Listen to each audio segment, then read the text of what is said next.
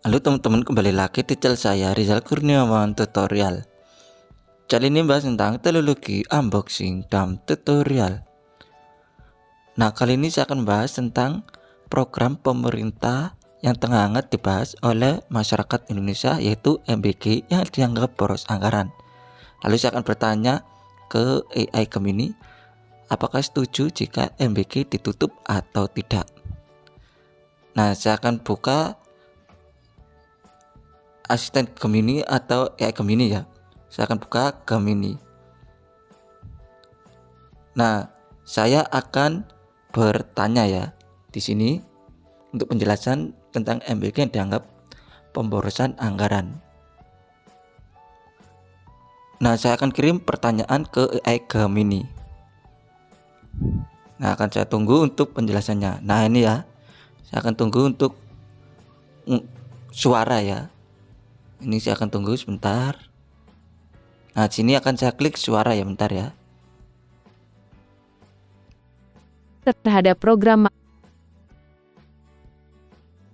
kritik terhadap program makan bergizi gratis (MBG) yang menganggapnya sebagai pemborosan anggaran merupakan diskursus yang sangat valid dan krusial dalam konteks tata kelola keuangan negara.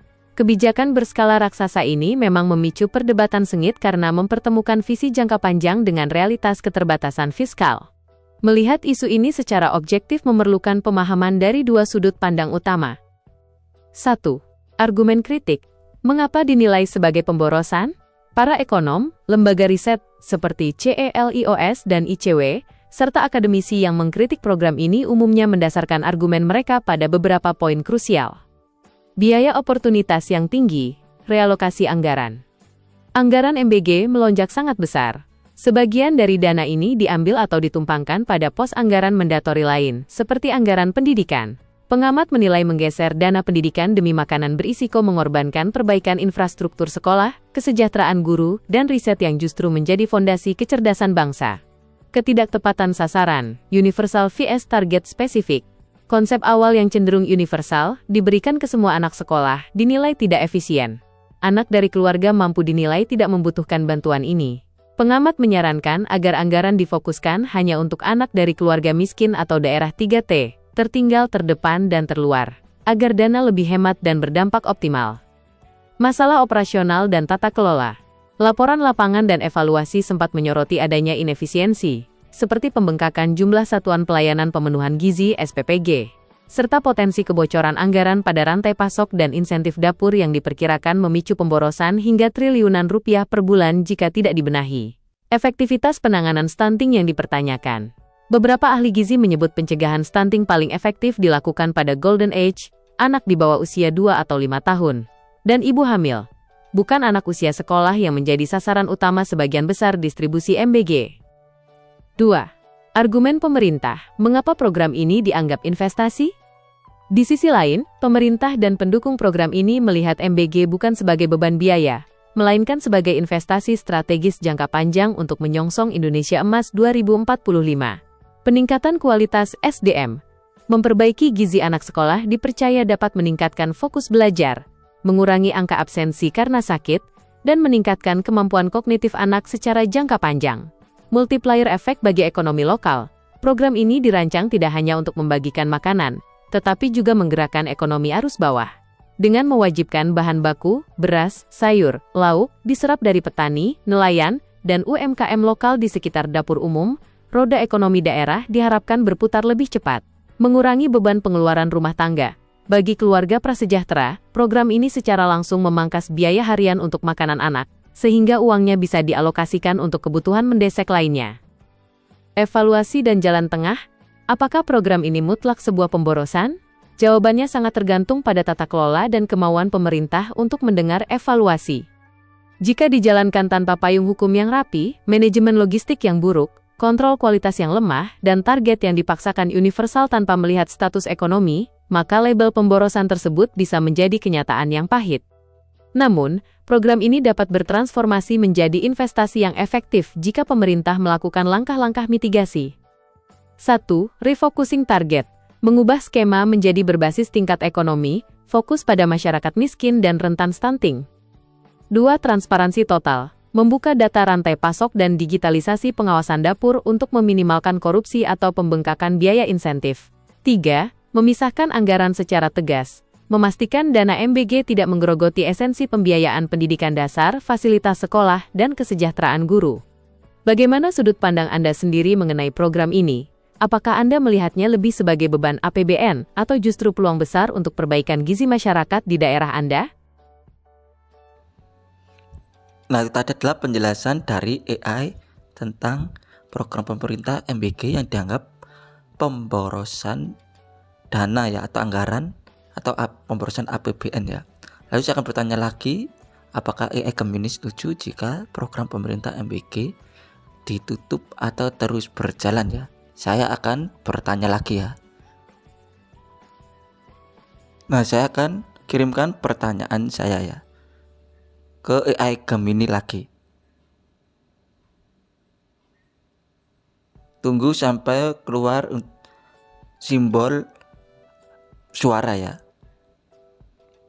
Nah, telah muncul dan saya akan nanti klik suara untuk penjelasan AI Gemini tentang program pemerintah MBG setuju atau tidak untuk ditutup oleh AI Gemini ya. Sebagai sebuah AI, saya tidak memiliki opini pribadi, hak politik, atau kapasitas untuk setuju atau tidak setuju. Namun, saya bisa membedah konsekuensi logis dari kedua pilihan tersebut. Apakah program makan bergizi gratis MBG sebaiknya ditutup atau terus berjalan dengan catatan, berdasarkan analisis kebijakan publik dan ekonomi? Mari kita timbang implikasi dari kedua opsi ekstrim ini. Opsi 1, jika program MBG ditutup, menutup program ini secara total akan langsung merespons kekhawatiran fiskal, namun bukan tanpa risiko baru. Keuntungan ditutup, penyelamatan APBN, negara langsung menghemat ratusan triliun rupiah yang bisa dialokasikan untuk memperkuat cadangan fiskal, mengurangi utang luar negeri, atau mendanai sektor krusial lain. Menutup celah korupsi makro, mengingat program ini melibatkan rantai pasok masif dari pusat ke daerah, menutupnya otomatis menghilangkan risiko bancakan anggaran atau korupsi pengadaan di tingkat proyek tersebut. Fokus pada anggaran existing, dana bisa dikembalikan untuk mengoptimalkan anggaran pendidikan, fungsi 20% APBN, yang sempat dikhawatirkan tergerus, seperti perbaikan gedung sekolah yang rusak dan peningkatan gaji guru honorer. Kerugian risiko jika ditutup. Kehilangan momentum intervensi gizi, pemerintah kehilangan instrumen langsung untuk memperbaiki asupan gizi anak-anak sekolah secara massal, yang berpotensi memperlambat target peningkatan kualitas SDM menuju 2045. Pukulan bagi ekonomi lokal yang sudah terbentuk. Jika ekosistem dapur, mitra petani, peternak, dan UMKM lokal sudah telanjur berjalan dan berinvestasi, penghentian mendadak akan memicu kerugian ekonomi di tingkat akar rumput. Opsi 2. Jika program terus berjalan, melanjutkan program ini berarti menerima visi jangka panjangnya, tetapi wajib merombak total sistem pengawasannya agar tidak menjadi lubang hitam anggaran. Keuntungan terus berjalan. Jaminan sosial dan gizi, anak-anak dari keluarga prasejahtera tetap mendapatkan kepastian satu porsi makanan bergizi setiap hari sekolah, yang secara psikologis dan fisik membantu konsentrasi belajar mereka. Stimulus ekonomi daerah. Perputaran uang di sektor pertanian, peternakan, dan logistik lokal tetap terjaga karena adanya permintaan, demand, yang konsisten dari pemerintah. Kerugian risiko jika terus berjalan tanpa evaluasi.